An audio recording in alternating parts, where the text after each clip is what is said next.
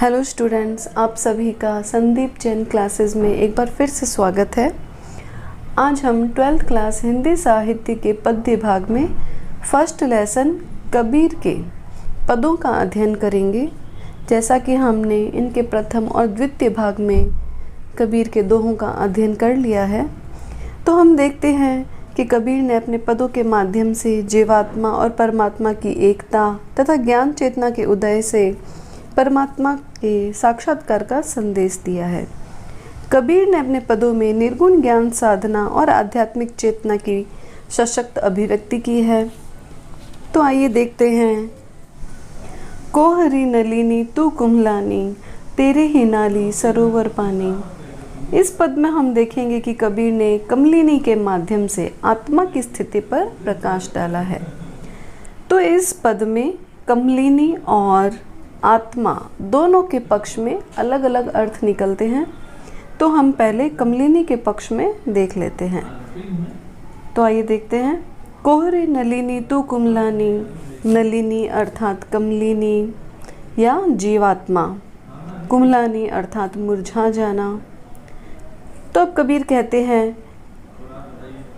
री नलिनी कि हे कमलिनी, तू कुम्हलानी तुम क्यों मुरझा रही हो, तेरे ही नाली सरोवर पानी।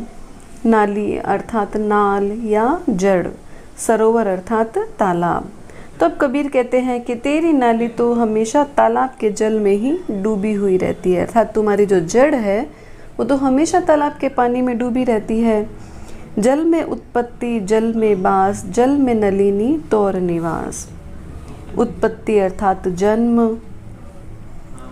तो अब कबीर कहते हैं कि तुम क्यों मुरझा रही हो, तुम्हारे मुरझाने का कारण क्या है।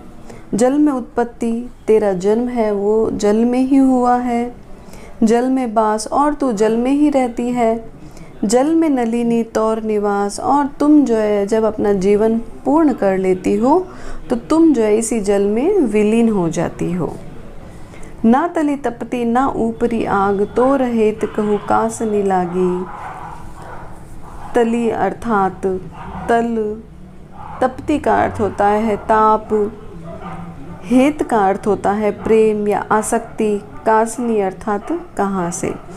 तो अब कबीर कहते हैं कि ना तली तपती ना ऊपरी आग, कि ना तो तू नीचे से तपती है, तली अर्थात तल से नीचे से, और ना ऊपरी आग, और ना तेरे ऊपर से आग है, अर्थात ना तो तुझे कोई नीचे से कष्ट है और ना ही ऊपर से।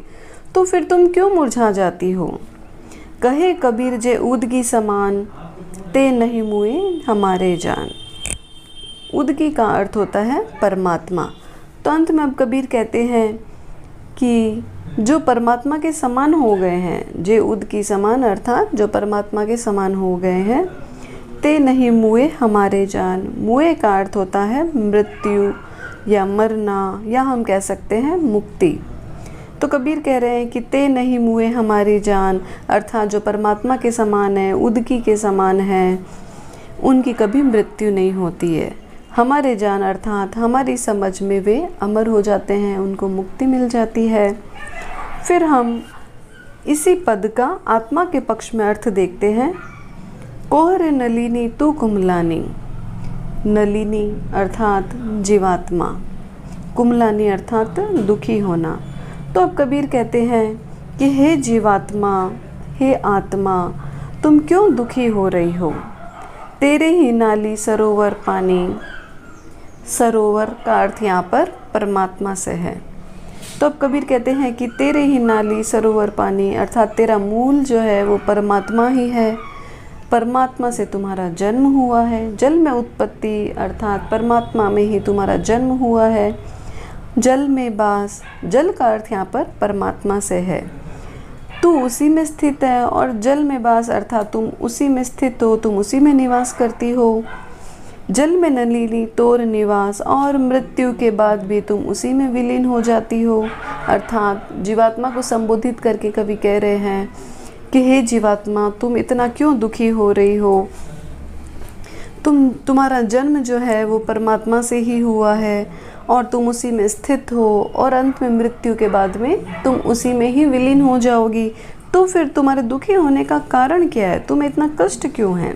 फिर कबीर कहते हैं कि ना तली तपती ना ऊपरी आग, तो रहेत कहूँ कासनी लागी। यहाँ पर तली तपती ना ऊपरी आग से तात्पर्य सांसारिक, देहिक, देविक, भौतिक ये जो कष्ट होते हैं इनसे यहाँ पर इसका आशय लिया गया है। तो कबीर कहते हैं कि ना तली तपती ना ऊपरी आग, कि तुम्हें जो है ना तो कोई सांसारिक कष्ट है और ना कोई देविक कष्ट है। अर्थात ये जितने भी देविक, देहिक और भौतिक कष्ट होते हैं ये तो सिर्फ शरीर के होते हैं, आत्मा के नहीं होते। तो फिर कहो कि तुम्हारे कष्ट का क्या कारण है। अब कबीर कहते हैं कि कहे कबीर जे उद की समान, ते नहीं मुए हमारे जान। उद की का अर्थ यहाँ पर परमात्मा से है और मुए का अर्थ हो जाता है मृत्यु या मुक्ति।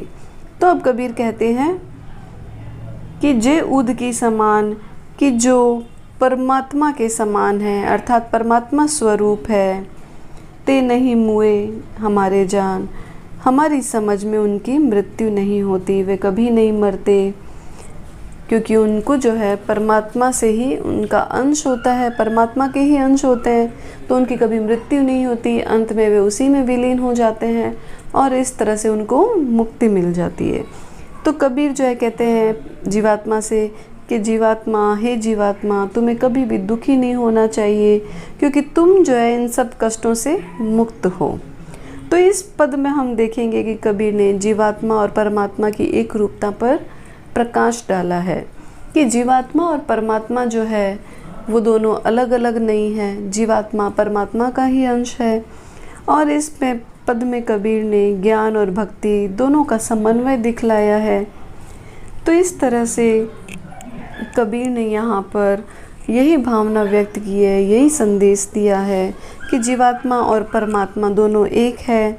हम देखते हैं संतों भाई आई ज्ञान की आंधी रे, भ्रम की टाटी सबे उड़ानी, माया रहे न बांधी रे। इस पद्य में कवि ने ज्ञान के द्वारा सांसारिक मोह माया से मुक्ति पाकर ईश्वर से, परमात्मा से साक्षात्कार कर यहाँ पर वर्णन किया है।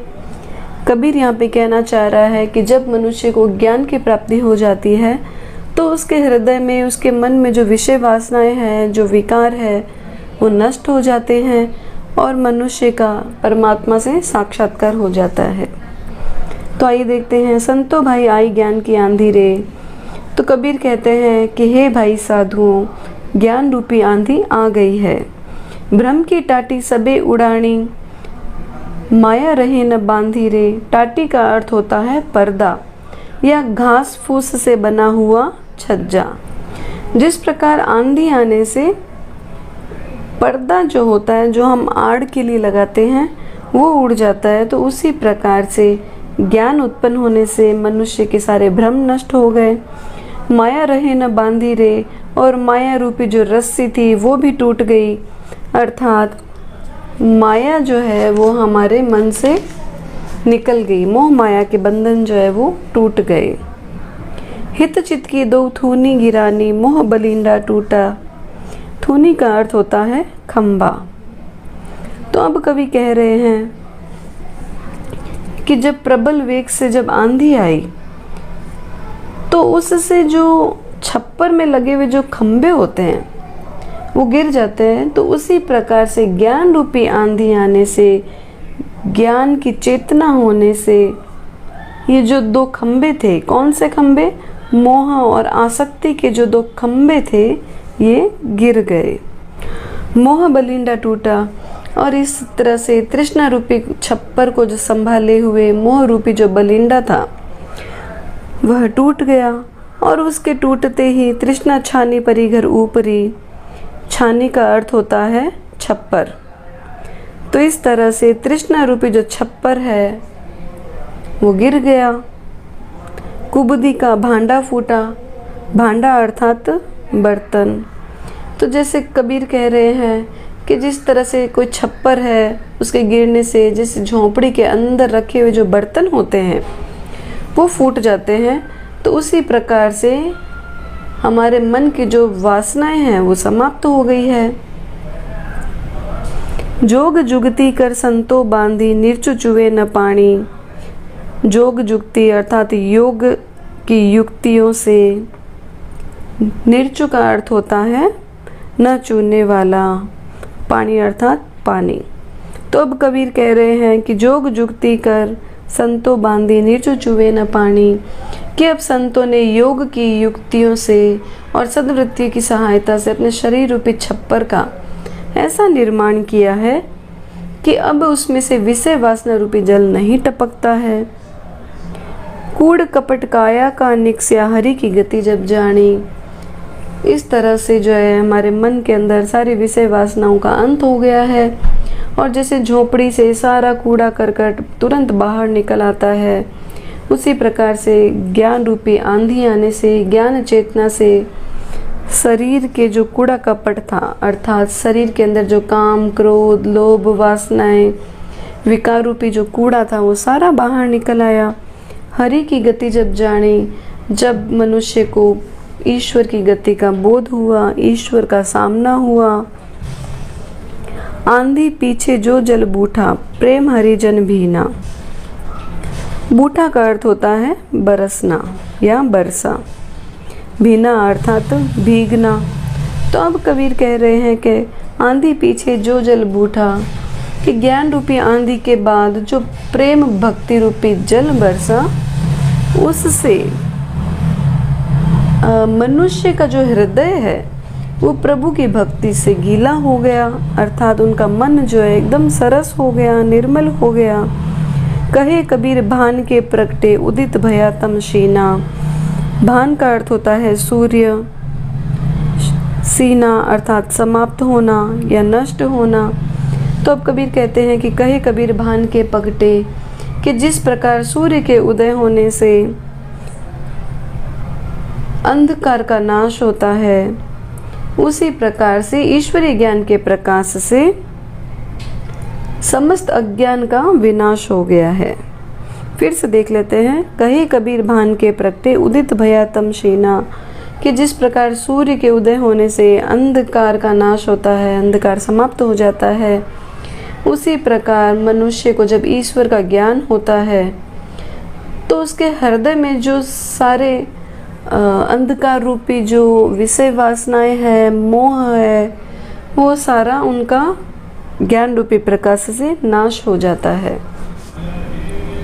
तो इसमें कवि ने सांसारिक विषय वासनाओं से मुक्ति पाने के लिए ज्ञान साधना की प्रेरणा दी है। अर्थात जब मनुष्य को ज्ञान की प्राप्ति होती है तो उसके मन के अंदर जो सारे विषय वासना रूपी जो विकार होते हैं वो दूर हो जाते हैं। तो यहाँ पर हम देखेंगे कि ज्ञान की आंधी अर्थात ज्ञान रूपी आंधी, ब्रह्म की टाटी अर्थात ब्रह्म रूपी छप्पर, तृष्णा छानी अर्थात तृष्णा रूपी छप्पर, जोग जुगती अर्थात योग रूपी युक्ति। तो इन तरह से यहाँ पर इन सभी में रूपक अलंकार हो जाएगा, क्योंकि जहाँ पर उपमेय का उपमान पर आरोप किया जाता है वहाँ पर रूपक अलंकार होता है, तो यहाँ पर भी रूपक अलंकार हो जाएगा। तो अगर आपको हमारा ये वीडियो पसंद आया तो प्लीज़ हमारे चैनल को लाइक और सब्सक्राइब ज़रूर करें। धन्यवाद।